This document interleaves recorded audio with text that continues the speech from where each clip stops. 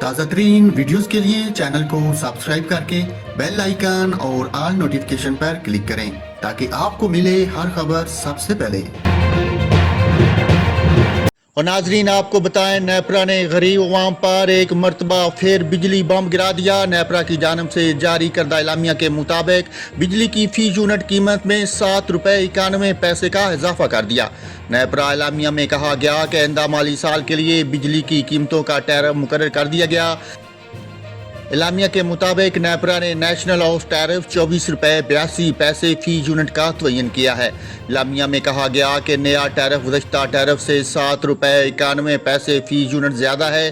نیپرا کا تعین کردہ ہاؤس ٹیرف 16 روپے 91 پیسے فی یونٹ تھا، جسے اب 24 روپے 82 پیسے فی یونٹ کر دیا گیا۔ اعلامیہ میں کہا گیا کہ ٹیرف بڑھنے کی بنیادی وجہ روپے کی قدر میں کمی اور کیپیسٹی لاگت ہے۔ اس کی ایک وجہ عالمی مارکیٹ میں ایندھن کی قیمتوں میں اضافہ بھی ہے۔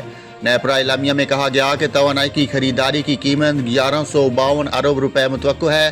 اسی طرح کیپیسٹی لاگت بشمول NTDC اور HVDC 1366 ارب کا تخمینہ ہے۔